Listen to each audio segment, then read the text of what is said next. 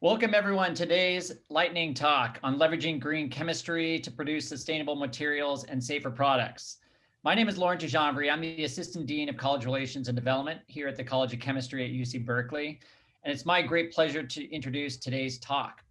Today's talk is the first event of our recently launched Berkeley Advanced Materials, Products, and Technologies ecosystem, which is part of a greater initiative to further engage you through various Berkeley ecosystems, where you can learn, explore, and connect with Berkeley faculty, alumni, students, and industry innovators on relevant topics.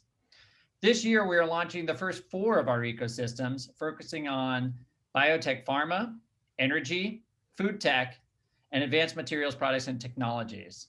Our next event is on Wednesday, January 26th at 11 a.m. and will be a panel discussion on chemistry and big tech with alumni from Apple, Intel, and Google.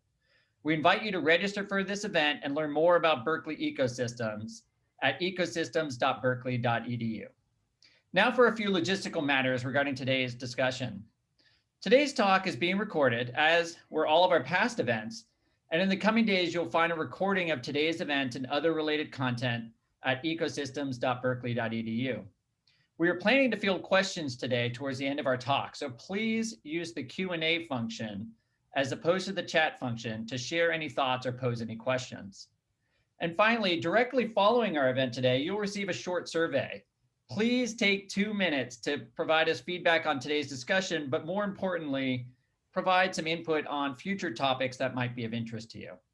Okay, it's now time to kick off our lightning talk today, introducing Marty Mulvihill. Marty is the co-founder and partner of SaferMade, a mission-driven venture capital fund investing in companies and technologies that reduce human exposure to harmful chemicals. Marty is also a researcher and advisor at the Berkeley Center for Green Chemistry, which he helped create, where he served as the founding initial executive director from 2010 to 2015. Marty Mulvihill received his PhD at Berkeley Chemistry in chemistry and nanoscience in 2009. Marty's research and work have focused on developing technologies that help provide access to clean drinking water and the creation of safer chemicals and materials based on biological feedstocks. Marty has a number of publications and patents related to the detection of arsenic in drinking water, and he has developed safer chemicals and materials for the personal care, construction, electronics, and textile industries. Thank you so much, Marty, for being our speaker today. It's great to have you back at the College of Chemistry virtually this way, hopefully someday back in person for this talk today on leveraging green chemistry to produce sustainable materials and safer products. Thanks, Marty. Thank you, Lo. I appreciate the opportunity to talk to everyone this morning and the opportunity to join this forum. It's fun to be able to come back and talk about chemistry with folks and to be a part of this ecosystem. So here we go.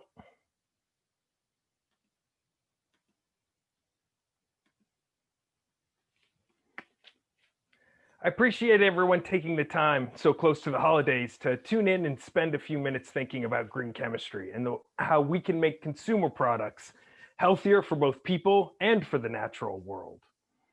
SaferMade, our mission is to help eliminate hazardous chemicals from consumer products and their supply chains. We believe this is a great time to be thinking about the ways we use chemicals and products to promote health without negatively impacting the natural world. So when was the last time that you went shopping?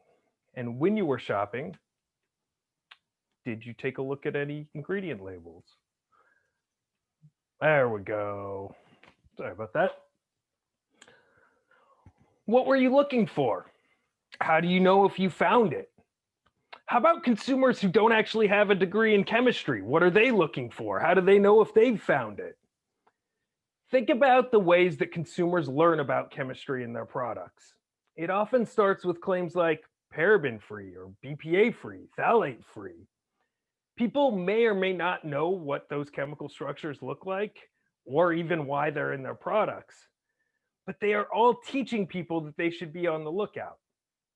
And regardless of the imperfect nature of these claims, the reality is that the store shelves are changing and people and brands are demanding better chemistry.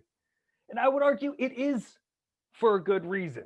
Even if we don't have all the data that we may want to make these decisions, we really do have enough information to support this shift towards safer chemistry and the opportunity that it presents. So here's just a few numbers for you to consider. There are at least a few thousand chemicals found in consumer products today where there is sufficient scientific consensus of their hazard. These are known carcinogens, mutagens, aquatic toxicants, endocrine disrupting chemicals that scientists know have those hazardous endpoints. Now, there still may be room for debate on the level of risks that are acceptable and how to best address these chemicals of concern, but we know for sure that the chemicals are out there and being used. We also know, because of the CDC and also California's biomonitoring projects, that these chemicals are getting into our bodies. When the CDC takes a look at the 265 chemicals that they monitor, they find some subset of them in every population that they look at. One of the scary thoughts is that one of the only ways to get rid of chemicals that isolate in fat and bioaccumulate is actually through breast milk. Not the best way to detoxify, if you ask me. And when we think about what the impact is in terms of cost of these chemicals that are out there in our environment and in our products, it is not insignificant. We spend about $340 billion every year in the US addressing the impacts of just the endocrine disrupting chemicals alone, one class of chemicals of concern.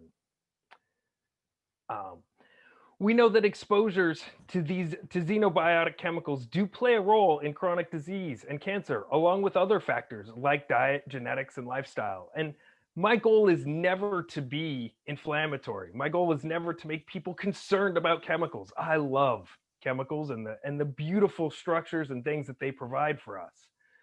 But my goal is to help us recognize that they are a part of the world we live in, and that we should approach them in the same ways that we approach diet and our lifestyle. There's something that's getting into our bodies, and we're better off trying to make better decisions, ones that are healthier for us and our families. And that's where Safer Made comes in. So it's important to think about, why are these chemicals in our products anyway? And the first thing I'll tell you is it's not because chemists are bad people. Some of my best friends are chemists. I still consider myself a chemist. It's because these chemicals of concern are often playing critical functional roles in our products. Adhesion, water repellency, flame retardancy, coloration, preservation, the list goes on and on. And I'd encourage you, if you want to take a deeper dive into what some of these chemicals are and where they're used, both in the textile industry and in food packaging, we've put together reports that highlight not only the hundreds of chemicals, but also the hundreds of startups that are actually working to address these challenges in both textile and food packaging. And we see the same thing across other industries, whether it's building products or cleaning products, personal care products. In every industry, there's a list of things that brands know about, that some consumers know about, where we could do better, where we could make claims to improve the safety, improve the performance, and help everyone meet the goal of healthy living. But one of the most important things that I want you to take away, even if you don't have time to read these reports, is that as chemists, we need to stop looking under the lamppost. When you look for direct substitution, you're often likely to find the same sort of unsavory characters that were causing the problem in the first place. Take, for example, the substitution of bisphenol A in can linings with bisphenol S. Its close chemical cousin, in fact, you just swap in a sulfur atom and gives you a very similar structure and similar binding affinity to the nuclear hormone receptors, which is where bisphenol A was acting in the first place. Similarly, swapping out 8-carbon perfluorinated durable water repellent for 6-carbon perfluorinated durable water repellent. Sure, this may be a step in the right direction in terms of bioaccumulation, but it doesn't address the underlying persistence or the underlying concerns about toxicity. So as a group, we need to stop looking right under the lamppost. And in fact, When you think about the vast majority of industrial chemicals that we've made, over 95% of them are derived from just 120 high production volume petrochemical feedstocks. I mean, think about it. That's the stuff that hasn't broken down for the last 100 million years. Should we really be surprised when it doesn't break down after we use it? So the question becomes, where do we find alternatives for products in chemistry? Where do we look for greener chemistry and product performance trends that are driving the industry? So I want to spend a few minutes just talking about 4 of the trends that we see day in and day out, and then leave some time for discussion. So the first trend I'd like to talk about is looking to biology for some of the answers. The wonderful diversity and complexity of the chemicals found in living organisms provide unique starting places for us to build up the future of chemical building blocks. Not all of the chemicals you find in nature are safe. Hardly. Some of the most exquisitely toxic things can be made by natural organisms. But at least this provides us a new starting place. It provides us feedstocks that tend to break down more easily in the environment, that may access different chemical classes than the same chemical classes we've been working on before. And that's why I like biology, the white space of a new canvas.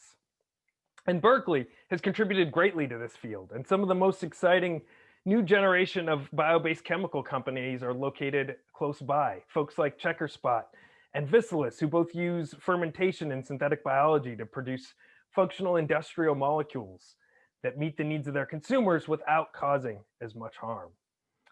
Similarly, 2 of the other companies that we work very closely with, P2 Sciences and Mother Choice, actually use traditional chemistry. So rather than fermentation, they use extraction technologies or ozonolysis to produce effective bio-based chemistries and ingredients for personal care products. Brands and consumers are often opting for these bio-based chemistries because it helps them make natural and clean claims on their products. Which brings us to the next trend that we see both in food and throughout personal care. And that's this idea of clean labels. And this is an interesting thing because the idea of fewer ingredients that are hard to pronounce on a label may make intuitive sense to your consumers who don't have a background in chemistry. But it's actually very challenging for chemists who are being asked to make their formulations and products do more with fewer ingredients. So some of the things that we see are brands like Mimicry, who accomplish this through the use of best-in-class naturally available chemistry, in their case 2-endecanone to replace D. We also see companies like Force of Nature who accomplish this by actually having you do the chemistry at home. They sell you an appliance and packets that have the right amount of salt and vinegar, and then they have you plug it in and make hypochlorous acid on demand at home, which is a safe and effective sanitizer, something that's also always in stock, which was important earlier this year. So these are ways of rethinking how you provide that function, ideally using fewer chemicals. Similarly, Mother's Choice finds biologically active molecules that fill the needs that used to be filled by traditional preservatives. Another thing that we see that may have taken a step back this year, but I really believe is a long-term trend, is that we are seeing a changing relationship with microorganisms, and the ability to control them with more specificity is a very exciting area for both science and product development. There's a growing understanding that bacteria and other microorganisms actually play a very important role in our health, and we would benefit by doing more to promote the beneficial organisms while controlling the harmful ones, rather than taking more of a carpet bombing approach that we often take towards microorganisms. Like many trends, we see this starting in food with things like probiotics, but more recently it's been making its way into skincare and even home cleaning. Isn't it interesting to think of companies like Mother Dirt, who are selling you bacteria to put on your skin, or Aunt Fanny's, who's selling you bacteria to put on your countertops, as a different way to achieve cleanliness? or companies like Symbiome, who are using precursors to the natural to that help encourage the right bacteria to grow rather than the wrong bacteria to grow on your skin. This is a brand new area of science. There's a lot to be discovered yet, but it's something that's very exciting and I think is going to continue over the next few years. So the last trend that I have time to talk to you about today is plastic reduction. And I think this is interesting because it has emerged as one of the biggest corporate sustainability goals after climate change in the past couple of years. In 2017, our first year of operation, we maybe saw 5 or 10 plastic reduction or bioplastics companies. For the past 2 years, plastics and packaging have made up a full third of the companies that we interact with. And many of our portfolio companies are actively addressing waste in one way or another. Sometimes switching to paper, sometimes switching to dissolvable films. The opportunities are huge for those people who can provide the function of plastic without the harm. So these are the companies that we've actually invested in over the past 3 years. And you may notice that many of these investments actually touch on multiple of the innovation themes that I mentioned. And this is because they've all taken the functional approach that I advocate to solving chemical and sustainability problems. Even the ingredient companies like P2 Sciences and Mother's Choice are developing completely new chemistries rather than trying to replace in a one-for-one fashion chemicals of concern. This functional approach also drives environmental impact across our portfolio. Since we started in 2017, we've been tracking all of the products that our companies produce and calculate how they contribute to environmental metrics and the elimination of hazardous chemicals. And even though we invest in very small early stage companies, our portfolio have already eliminated over 3,000 metric tons of plastic and over 4,500 kilograms of harmful chemicals in consumer products. This includes the removal of things like perfluorinated chemistries from compostable products made by repurpose, as well as the elimination of quaternary ammonium and other harmful chemicals found in many disinfecting cleansers used by consumers to fight COVID and other things by switching to the Force of Nature cleaning system. While it's not possible to link these improvements directly to health outcomes, we would like to think that we are moving the needle in the right direction. And along those lines, it's also important to think about how we make each of these impacts, what the difference is between trying to swap out plastic or base material for paper. That's something that drives a change in environmental impacts. But the chemistry really comes in the additives and the coatings. That's where the health impacts are coming from. And one of the things that I think we as scientists and certainly as investors too often overlook is that the greatest impact, especially to our health and well-being, come from these small volume performance-driven additives. It's not the paper that drives the impact of a paper plate. It's the perfluorinated chemicals added in there to provide grease resistance. And this is an interesting area of chemistry. Looking at things that are smaller volume, higher impact, I would actually argue is more exciting than discovering the next biodegradable plastic. How do we make the current generation of plastics, both biodegradable and not, more efficient, more recyclable, more degradable, may actually be a different way and a more effective way of framing that problem. Our mission to remove harmful chemicals extends beyond the direct investments we make. And over the past 3 years, we've cultivated and grown a network of businesses, entrepreneurs, advocacy organizations, academics, and investors who are interested in safer chemistry.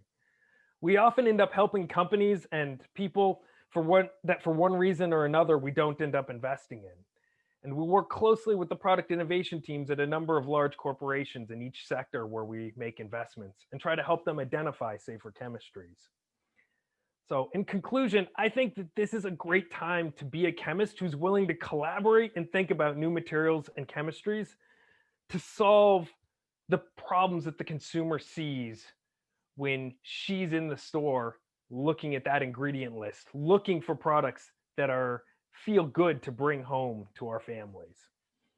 So by starting with function and incorporating considerations of human health and the environment and green chemistry, I believe that chemistry is going to continue to be the engine for innovations that help people live up to the promise that we always had, which is to live longer and healthier lives. I'll start with this one. What can we as consumers do to pressure companies to do better or support products that are doing good things? Yeah. So the most important thing you can do is ask questions.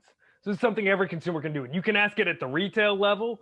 So if you have a manager of the store, like say, hey, I'm interested in products that, come in less packaging or that don't contain preservatives. Like, why don't you have more options for me? So put pressure at the retail level.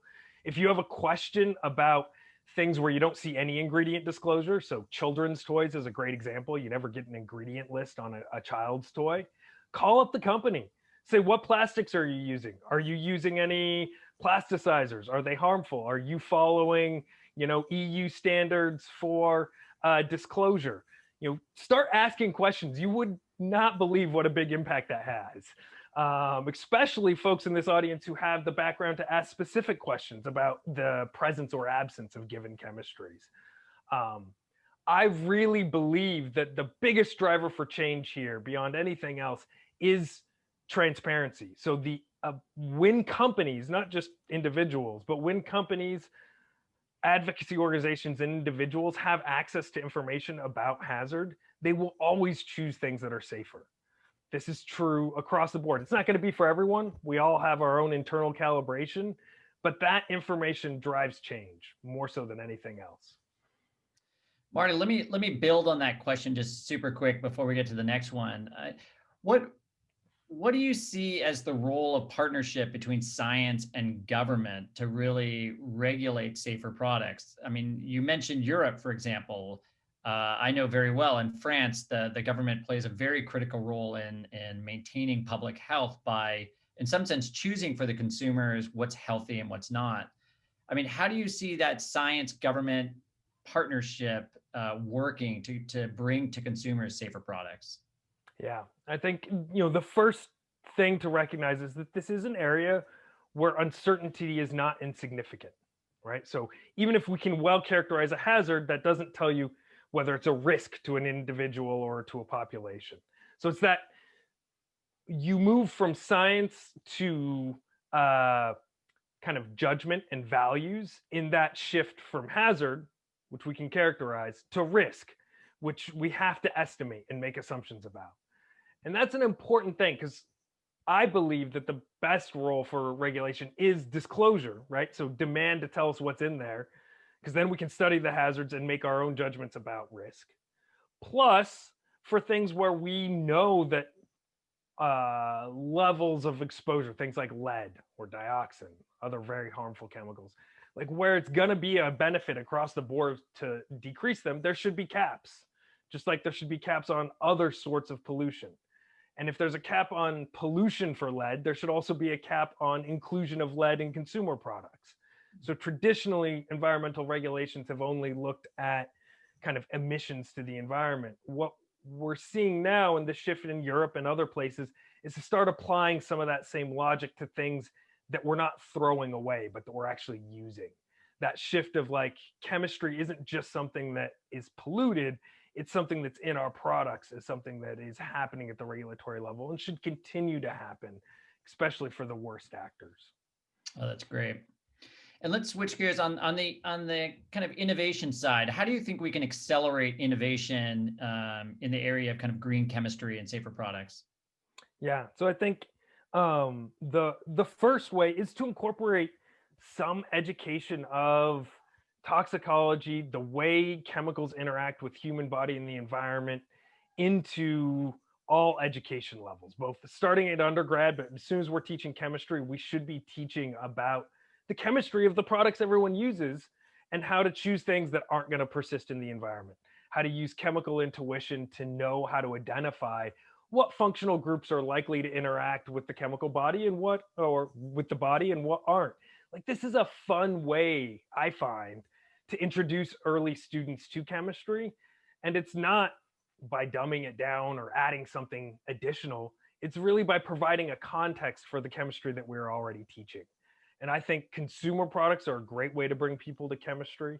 I also think that this sort of understanding of the interaction between biology and chemistry is something that's super valuable, whether you end up going on to do drug development or making consumer products. It doesn't matter. Like the underlying information still needs to be taught, and we haven't done that enough historically. I think that's part of updating the curriculum, something we really tried to do a lot at Berkeley while I was still there. That's something I would like to see more widespread. I also would like to see more money, both federal dollars and philanthropic and investment dollars like our own, focused on this area, not just of climate change and the environment, but on chemistry. Like the materials are such an important driver for all of these environmental and health outcomes. And too often people are focused on number of CO2 molecules saved, when we really have this whole other opportunity of all the stuff around us. And I think we would do a lot to focus more resources there. That's great. This is a bit of a long question, but it's an important ethical one. So chemical engineers are good at finding the optimal, kind of the cheapest and highest yield chemical pathway to get a desired product. And I suspect that choosing the cheapest path is a fundamental reason for the use of chemicals of concern. How would that change if we were to preferentially select bio-based feedstocks? And then the assumption is that as long as we are driven by the cheapest pathway, we are in the same bind. Am I wrong? I do. So where I agree is that the cheapest pathway has always been these high production volume chemicals, right? The 120 high production volume chemicals that I referenced before, because of the extent of development of the petrochemical industry over the past 100 years, the massive efficiencies. They don't waste any of that. Like, you think about what you pull out of the ground as oil, it's not pretty, but they separate it exquisitely well and actually use all of it and turn it into something from asphalt all the way to drugs, right? So it is very hard to compete with that efficiency that the chemical engineers have provided to the petrochemical industry over years. And if all you're going to do is optimize the efficiency of the current system, that will always win. The more interesting question, so kind of gets at how do we switch systems, like if we have this embedded system with a lot of advantages, really the question, in our opinion, for bio-based chemistries is not how do we compete with petroleum chemistries. In fact, if we stop burning it, maybe using some petroleum to make chemicals isn't the worst thing as long as they're safe. But where do the biological feedstocks actually differentiate in terms of performance, first and foremost, and secondarily, the environment?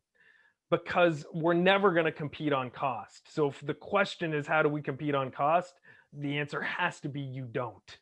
You compete on new performance and environmental differentiation. And that's why we stay close to the consumer. There's a lot of things that I would love to invest in that we don't, because they're buried in the supply chain. In the end, efficiency and cost will win the day. Consumer, it's different. Yeah, it's hard to fight the power of capitalism. I'll ask this question. I think it somewhat builds on it, so I'm not going in perfect order of the questions, but we will try to get to all the questions. How do we convince chemical and materials manufacturers that green chemistry is worthwhile, even if the costs, even if things cost more or customer or consumers don't seem to care much? Yeah, the short answer, and the really hopeful and true answer in my mind is that everyone who thinks about it is interested in more efficient, safer chemistry. The question is, like, where does it fall on the priority scale, right? Like, you go to any large chemical company, all of the big ones you can name, all of them have initiatives working on safer, more efficient chemistry. There's not one out there that doesn't. Now, the question becomes, what about all the chemistries that they've already brought to scale that may or may not be ideal for us? How do we phase those out? And that's a much more adversarial conversation, right? So one of the things I learned early on in dealing with companies is if you talk about the future, everyone actually agrees with green chemistry and thinks it's an excellent idea. But if you talk about, hey, could you stop making perfluorinated chemicals completely? They're like, no, Thank you very much. Take your activism and go somewhere else. So, I don't know, gets into the weeds a little bit, but I do think it's interesting that, large chemical companies, things like Dow and DuPont came together and then spun out things like Chemours. Chemours is all of the perfluorinated chemistry that used to be on DuPont's balance sheet. And in fact, as people started getting sued for that perfluorinated chemistry, Chemours was being sued, DuPont was being sued, and then Chemours sued their parent company, DuPont, because they're like, hey, wait, we can't just take all this liability. But that's exactly what the financial engineers did, is they thought they could separate these things. So kind of leaves the world of chemistry and gets into the world of finance and politics. But chemistry is moving this direction. It always has moved towards safety. The questions are really about what are our levers to accelerate it. That's great. Marty, we're trying to stick to our lightning talk format. I know we've raced through 30 minutes in no time. We still have a number of questions. So I wanted to ask you, there's a number of people who wanted to connect with you about, how they might get their high school students further involved in green chemistry, or how might people approach you about potential future investment opportunities for Safer Made. So a question for you. One is, would you be willing for us to forward you these the number of questions responding so that we could get it out to the group? And two, can we share in some sense maybe your LinkedIn contact so folks can maybe connect with you about future green chemistry opportunities? Yeah, absolutely. Please do. And you can contact us through the website, www.safermade.net. And LinkedIn. I'm not hard to find. Happy to help to the extent that I'm not teaching kindergarten. I'm happy to help teach others. And there are definitely some great resources already out there. Not just from us, but things like Beyond Benign, who've been producing curriculum at all levels, K through 12. Great resource. University of Oregon has some great resources at the college level. One of the things I love about green chemistry kind of being the stepchild of the climate change and things like that is that we're very collaborative. It's a small, close, tight-knit group of folks who really does want to help each other out. So happy to do my best, happy to be available and share resources. Well, I want to thank everyone for joining today's lightning talk. We had quite a number of people on today's discussion. We will definitely forward your questions that were not answered live to Marty. And we'll look to kind of push those out to everyone with the recording of this video. And thank you, Marty, for always being available to Berkeley and the College of Chemistry to talk about green chemistry. We really appreciate what you're doing to make the world safer, and it's such a valuable role that you have as kind of leading the way. And please look to learn more at ecosystems.berkeley.edu about future talks, ways to connect, and also make sure when we send you the survey following this talk, please provide us not only feedback on the talk, but also ideas for future topics. We'll be happy to cater future discussions to what your interests are. So thank you very much for joining us today for this lightning talk. Thank you again, Marty, for lending us your expertise in the area of green chemistry. And as always from Berkeley, go Bears. Go Bears.